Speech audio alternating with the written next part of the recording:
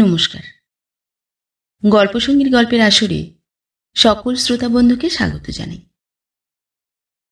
আজ আপনাদের শোনাব আশাপূর্ণা দেবীর লেখা গল্প নিঃসম্বল। নীরু পিসি আবার ডেকে পাঠিয়েছেন। বাজার থেকে বাড়ি এসে দাঁড়াতেই মা খবরটা দিলেন, মুখ টিপে হেসে হেসে। আমি থলিটা হাত থেকে নামিয়েই সেই হাত মাথায় দিয়ে বলি, সেরেছে। আবার? এক্ষুনি আবার কি হলো? এই তো সেদিন। মা বলেন, তা কি জানি, ঝিটা বলে গেল খাওয়া দাওয়া হলেই যেন বেশ খানিকটা সময় হাতে নিয়ে যায় দাদাবাবু, জরুরি দরকার। বলতো এখনই ভাত দি। মার মুখে দুষ্টুমির হাসি। আমি রেগে উঠে বলি, তোমার আর কি, দিব্যি মজা দেখছো আর হাসছো। আমার দুর্দশার কথাটা ভেবেছ? উফ, রবিবারের দুপুরটা স্রেফ মাটি। তা আমার কি দোষ? মা আরো মজা দেখা হাসি হাসেন আর বলেন, এ তো আর মাসি নয় বাপু যে আমায় খোঁটা দিবি। ও হলো গিয়ে তোর সাক্ষাৎ পিসি, তার প্রতি একটা কর্তব্য নেই? কথাটা পরিহাসে। নীরু পিসির সঙ্গে আমাদের যা সম্পর্ক, তার হিসেব কষতে হলে কাগজ পেন্সিল নিয়ে বসার দরকার। মুখে মুখে হিসেব হবে না। দৈবক্রমে একই পাড়ায় থাকা সুবাদে সম্পর্কের এলো সুতোয় পড়েছে আত্মীয়তার বন্ধন গ্রন্থি। নীরু পিসি নিঃসন্তান। নীরু পিসির অনেক টাকা, অবশ্য লাখ দু লাখ নয়। বাঙালি ঘরের পিতৃগৃহবাসিনী বিধবার পক্ষে অনেক, এই আর কি। শুনতে পাই নীরু পিসে গত হবার পর তরুণী নীরু পিসি শ্বশুরের ভিটার নিজ অংশ ভাসুরপোর কাছে বিক্রি করে 1012 টাকা হাতে নিয়ে ভাইয়েদের বাড়িতে এসে উঠেছিলেন। বলা বাহুল্য, বিশেষ অনাদরও তখন পাননি। বড় দুই ভাই ছিলেন বেঁচে, ভাজেরাও লোক খারাপ ছিলেন না। তাছাড়া ওই টাকার সম্বলটি, ওর সাহায্যে ঘাড়ে পড়া নিঃসম্বল বিধবা বোনের চাইতে যে বেশি সমাদর পাবেন, এ তো পড়েই আছে কথা। অবশ্যই এসব কথা তামাদি কথা। আমরা জ্ঞানাবধি দেখে আসছি নীরু পিসির পরনে একখানা 8 হাত খেটে কেটে ধুতি, কদম ছাট করে ছাঁটা কাঁচা পাকা চুল, মাংসহীন খটখটে দেহ আর রসহীন কটকটে বাক্যি। তবে কেন জানি না নীরু পিসি আমার প্রতি বরাবরই স্নেহশীলা। তার সত্যিকারের ভাইপোদের চেয়েও আমাকে বিশ্বাসও করেন বেশি। নেমক হারামি না করলে বলতেই হয়, ছেলেবেলায় আর সবাইকে লুকিয়ে আচারটা, আমসত্ত্বটা, কলাটা, বাতাসাটা ঢের খাইয়েছেন আমায়। হায়, তখন কে জানতো সেই চোরাই ঘুষের এত খেসারত দিতে হবে। নীরু পিসির সেই টাকাই এখন আমার কাল হয়েছে। স্বামী পুত্রহীনা বিধবা বুড়ির বিশ্বাসভাজন হওয়া যে কি বিপদ, সে কথা যে হয়েছে সেই জানে। ভুক্তভোগী ব্যতীত বুঝবে না কেউ। আমার সেই 12 বছর বয়স থেকে টাকা সংক্রান্ত যাবতীয় ব্যাপারে আমি নীরু পিসির ডান হাত। মানে আর কি, আমাকেই ডান হাত হতে হয়েছে। কারণ নীরু পিসির মতে তার নিজের ভাইপোরা নাকি চোরের রাজা। গোপালের নৈবেদ্য বাবদ 1 পোয়া বাতাসা আনতে দিয়েও তিনি ওদের বিশ্বাস করতেন না। আমাকে মিনতি করে বলতেন, মিন্টু বাবা আমার, তুই একবার সদ্য চান করা মাথায় আসিস দেখি, বাতাসা 2খানা তোকে দিয়েই আনিয়ে নেব, রাখলে 5 দিন হবে। 5 দিনটা নীরু পিসির বিনয়োক্তি। 1 পোয়া বাতাসায় 5 দুগুণে 10 দিন চালাবার ক্ষমতা তার আছে। গোপাল তো আর মানুষের ছেলের মতো আবদেরে বদমাইশ নয় যে 2খানা বাতাসা পেয়ে আরও 2খানার জন্য আবেদন করবে। যাই হোক, 10 দিন অন্তরও আমাকে একবার সদ্য চান করা মাথায় ও বাড়ি যেতে হতো, গঙ্গা জলে হাত ধুয়ে বাতাসা এনে দিতে। পিসির আসল ভ্রাতুষ্পুত্র বর্গ যে একদিক থেকেই চোরের রাজা তা তো নয়, দুদিক থেকেই অবিশ্বাসী।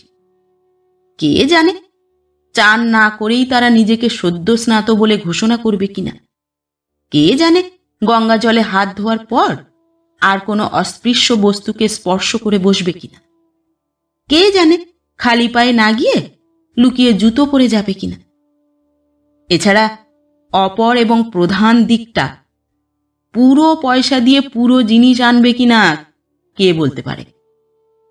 ছোঁড়াগুলোর কি ধর্ম জ্ঞান আছে? বাতাসা আসা মাত্র সেগুলোকে থালায় ঢেলে গুনতে বসা কি কম কাজ একটা? 1 পোয়া বাতাসায় কগন্ডা হয় নিরুপিসি তো অজানা নয়। এত সব ঝঞ্ঝাটের হাত এড়াতে নিরুপিসি আমাকেই বেছে নিয়েছিলেন।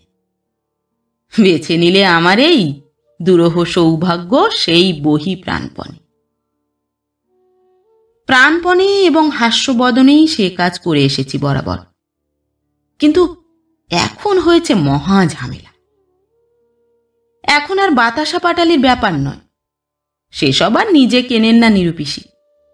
গেরস্থ থেকে ঠাকুর সেবা বাবদ বরাদ্দ করে দিয়েছে দিনে 2টো করে কলা আর মাসে 2.5 পোয়া বাতাসা। কারণ নিজে কেনবার পয়সা আর এখন নিরুপিসির হাতে থাকে না। কেন থাকে না সেই হচ্ছে কথা, আর সেই কথা নিয়েই আমার ঝামেলা। 12,000 টাকা হাতে নিয়ে যেদিন এ বাড়ি এসে উঠেছিলেন নিরুপিসি, ওর তখন 28 বছর বয়স, আর এখন 68। এই দীর্ঘ 40টি বছর একখানেই কাটল মানুষটার। একে একে মারা গেছেন 2 ভাই 2 ভাজ। বড় ভাইপো বউটাও গেল সেদিন। নিরুপিসি কিন্তু আছেন ভালোই। এই ভালো থাকার জন্যে মাঝে মাঝে হাসি টিটকিরিও সহ্য করতে হয় বইকি, খেতে হয় মুখ নাড়া। পুরনো ঝিটা পর্যন্ত ডাকলে মুখ ঘুরিয়ে চলে যায়। ছোট ভাইপো বউয়ের বুঝি আঁতুড়ে একটা মেয়ে মারা গেল। পুরনো ঝি বিন্দু 7 কথা শুনিয়ে গেল নিরুপিসিকে। আর কেন পিসিমা, এবার জমের বাড়ি রাস্তাটা খোঁজো না একটু, একে একে কি সবাইকে খেয়ে যাবে? চিরমুখরা নিরুপিসি এ ধরনের আক্রমণে কেমন যেন হয়ে যান। মুখোমুখি উত্তর দিতে পারেন না, বোকার মতো তাকিয়ে থাকেন। এ দুর্বলতা ওরা জানে বলেই হয়তো এই পথেই আক্রমণ চালাতে আসে। আগে এ সংসার নিরুপিসিরই মুঠোর মধ্যে ছিল, কোন ফাঁকে সে মুঠো আলগা হয়ে গেছে। এখনকার সংসার যেন মেছো হাট, 24 ঘন্টায় হই হল্লা চেঁচামেচি। এখনকার সংসারে কতগুলো জীব কতগুলো পেট, সে হিসেবটাই চট করে দিয়ে উঠতে পারেন না নিরুপিসি। রান্নাঘর, ভাঁড়ার ঘর, খাবার ঘর, সমস্ত জায়গা থেকে ঠেলতে ঠেলতে যেন নিরুপিসিকে এরা পুজোর ঘরে নির্বাসন দিয়েছে।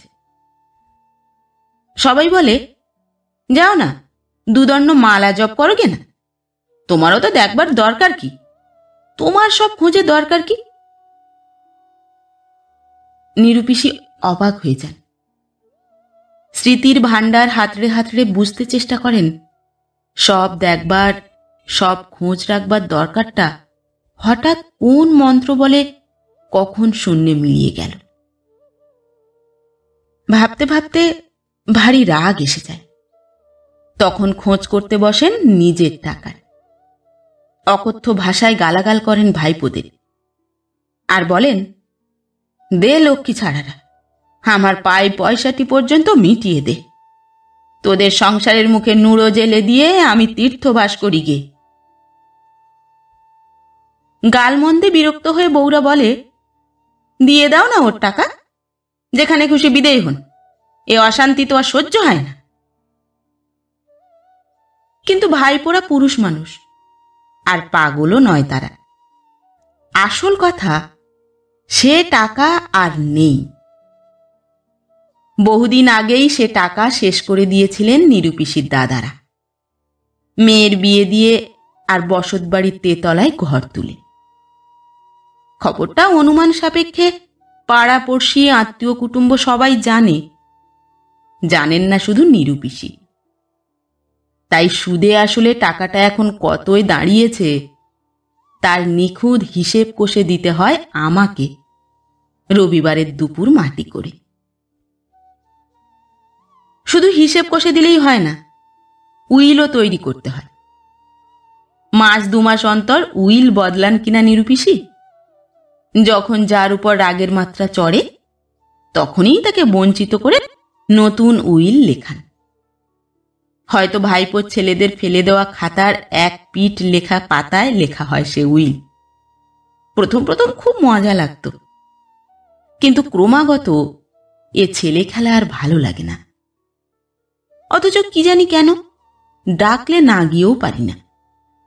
সবাই যাকে অবহেলা করছে তাকে তার চিরদিনের আস্থাভাজন আমি অবহেলা করতে পেরে উঠি না।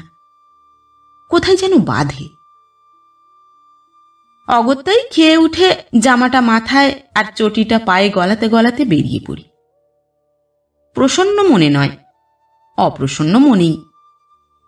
জানি ও বাড়ির চৌকাঠ ডিঙানোর সঙ্গে সঙ্গেই ভাগ্যে জুটবে কিছু বাঁকা কথা, কিছু ব্যঙ্গ হাসি। জ্ঞাতি ভাইয়েরা বলে অ্যাটর্নি সাহেব, বৌদিরা বলেন মুহুরি। আজও তাই হল। রবিবারের দুপুরে বাড়ি আছে সকলেই। আমাকে দেখেই জিতেনদা বঙ্কিম হাস্যে বলে উঠল, কি খবর অ্যাটর্নি সাহেব যে, উইল বদলাতে বুঝি? আবার কার কপাল পুড়ল? ব্যঙ্গোক্তিতে বিরক্তি প্রকাশ করা চলে না, সেটা ছেলে মানুষই।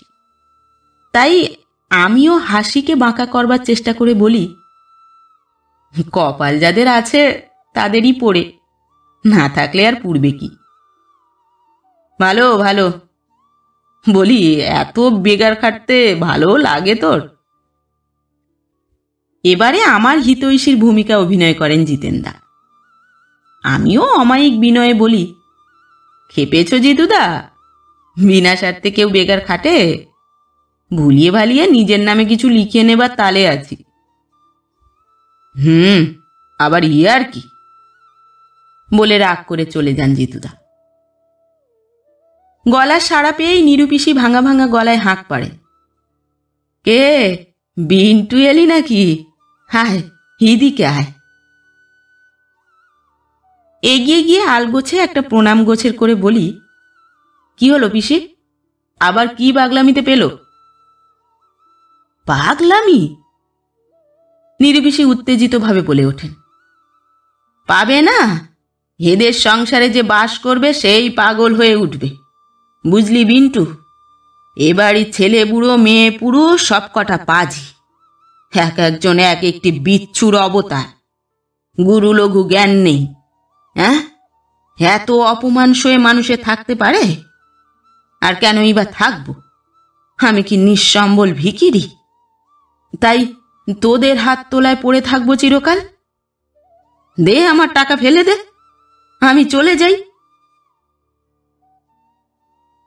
আশেপাশে চারিদিকে ক্রুদ্ধ এবং ব্যঙ্গ দৃষ্টি কল্পনা করে লজ্জায় আমারই মাথাটা কাটা যেতে চায়। তবু শান্তভাবে বলি, আহা, তা অত রাগ করছো কেন? দেবে বই কি, দেবে না এ কথা বলেছে কি? নিরুপিসি সজোরে বলেন, দেবে না বলবে? এত আসপদ্দা হবে? এ কি ভিক্ষের টাকা? এ হলো আমার হকের টাকা।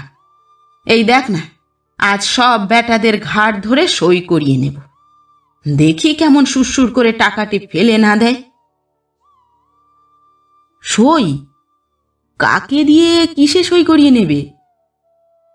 আমি বিস্মিত প্রশ্ন করি। নিরুপিসি সগর্বে বলেন, কেন, হ্যান্ড নোটে? এবারে আর কাঁচা কাজ করছি না, একেবারে পাকা কাজ। এমন বুদ্ধি খাটিয়েছি। নে, তুই আগে পাওনার হিসেবটা কষে দে।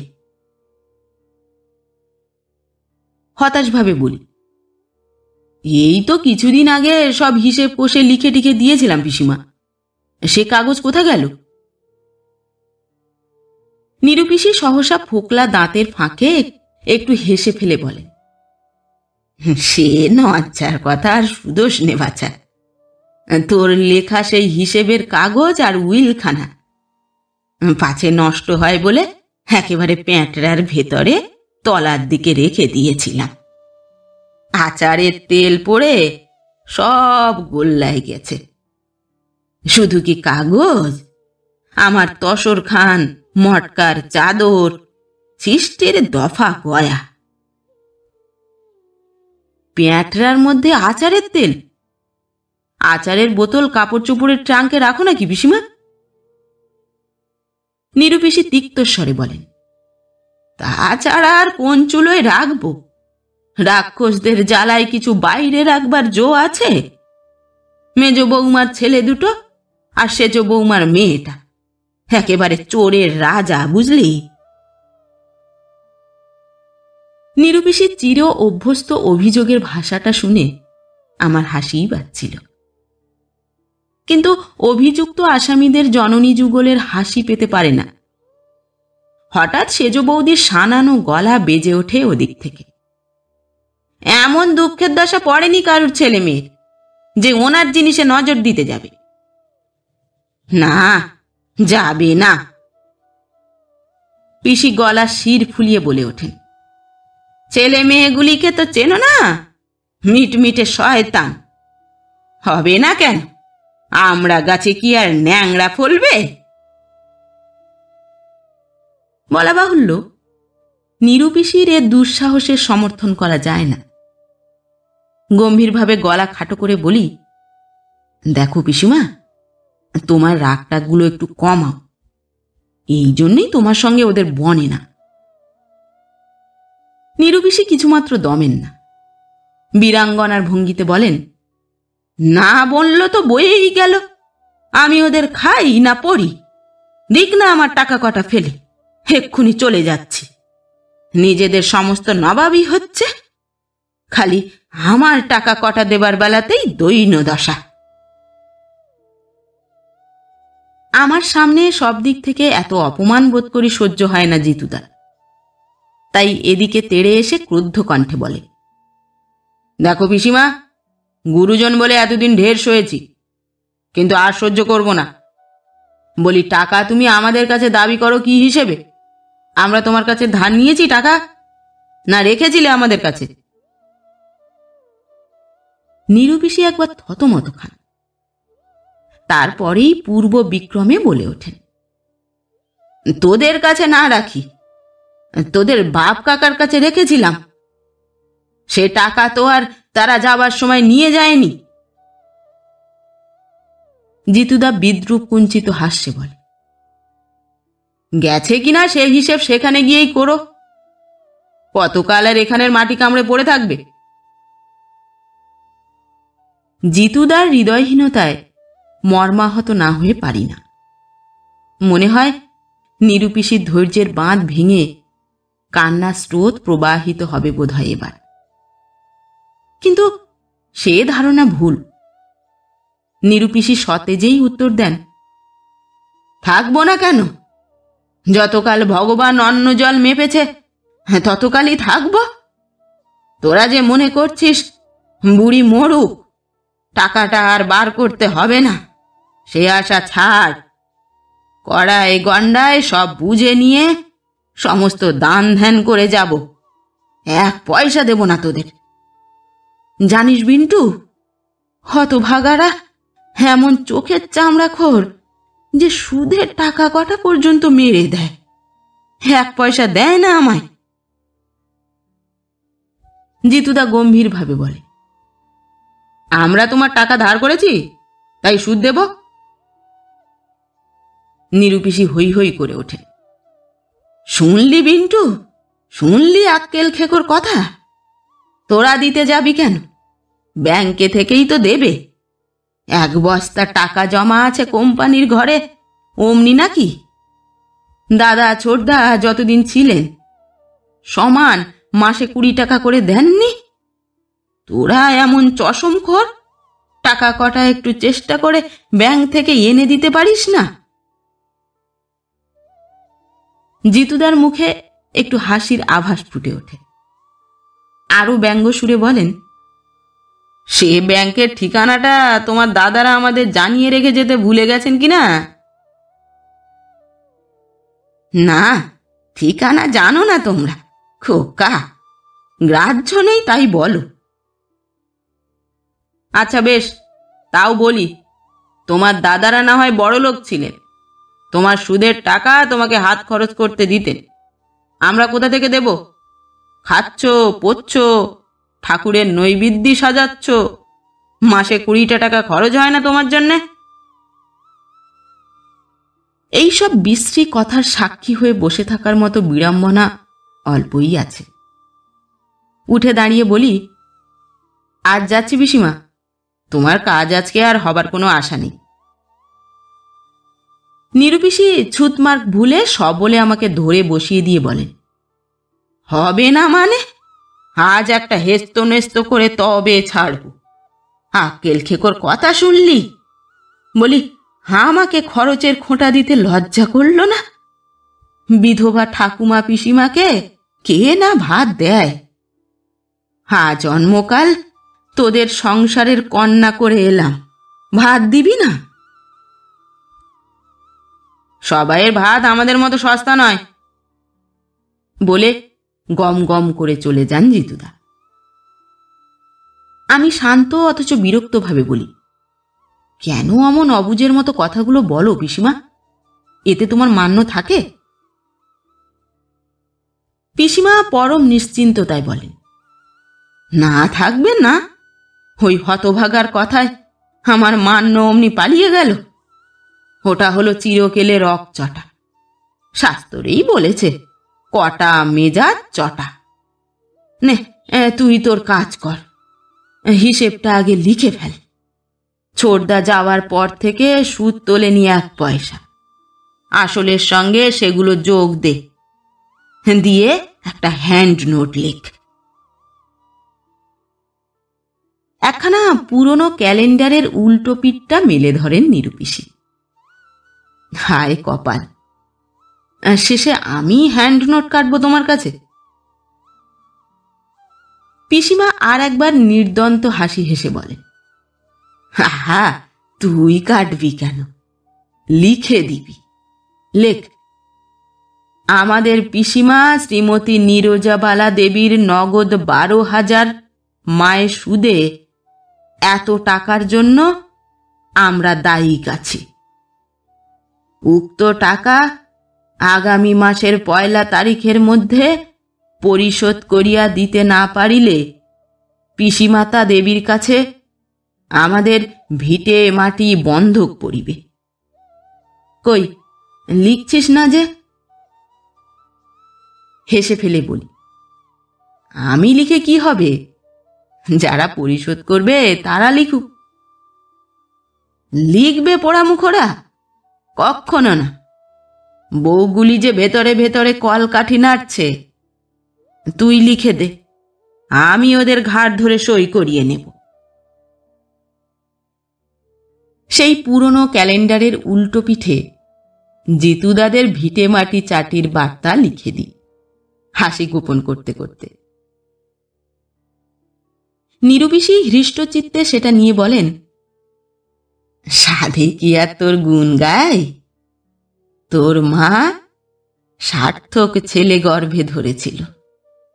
নে, এইবার উইলটা লিখে ফেল।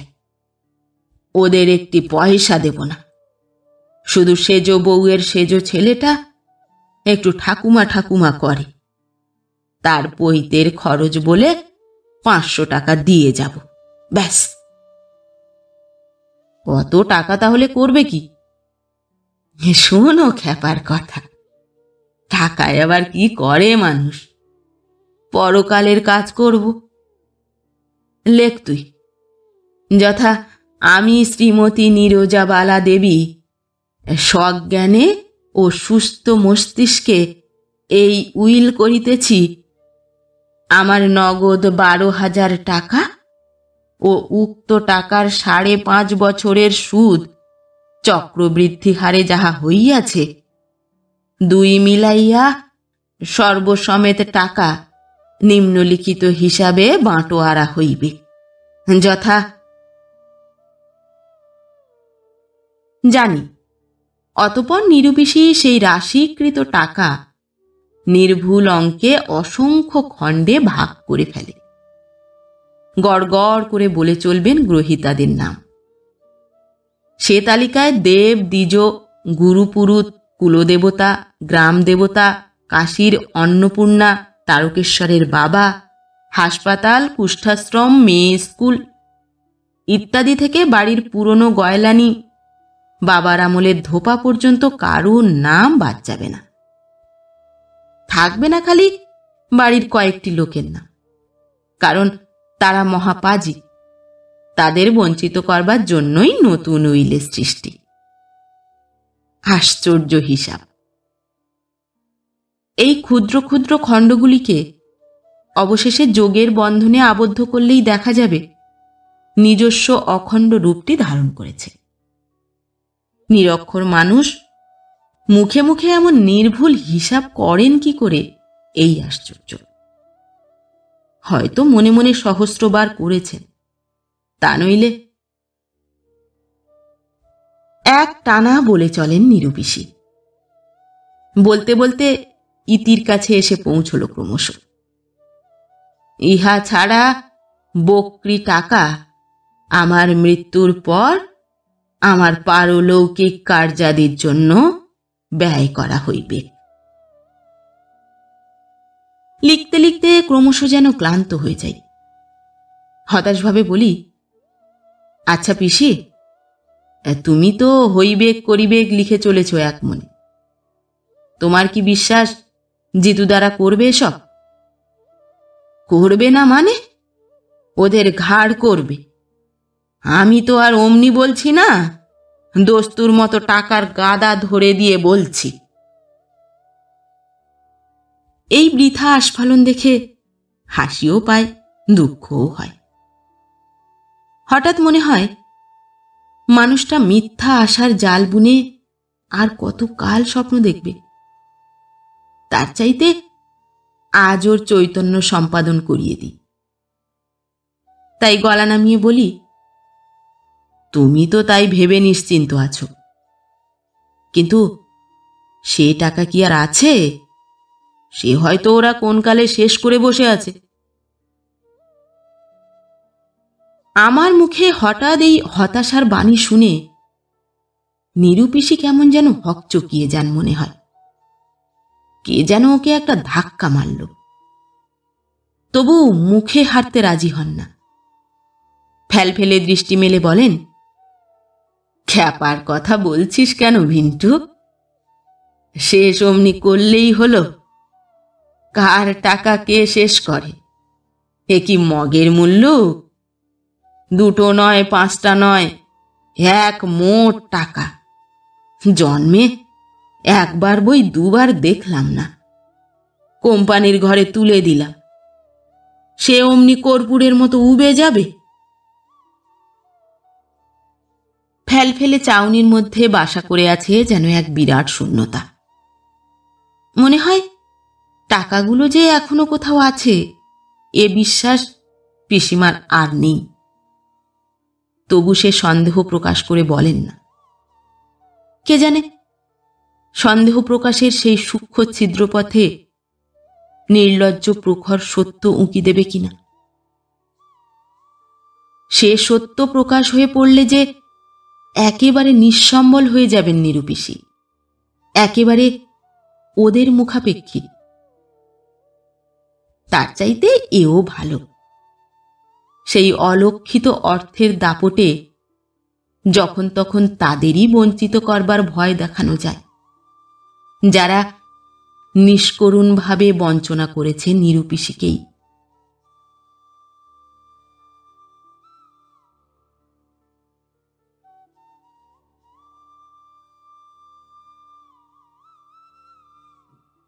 নমস্কার। পরবর্তী গল্প নিয়ে খুব শিগগির ফিরে আসছি। ততক্ষণ সবাই ভালো থাকবেন, সুস্থ থাকবেন। গল্প পাঠ কেমন লাগলো অবশ্যই কমেন্ট করে জানাবেন এবং ভিন্ন ভিন্ন স্বাদের অডিও স্টোরি শোনার জন্য অবশ্যই চ্যানেলটি সাবস্ক্রাইব করবেন। ধন্যবাদ।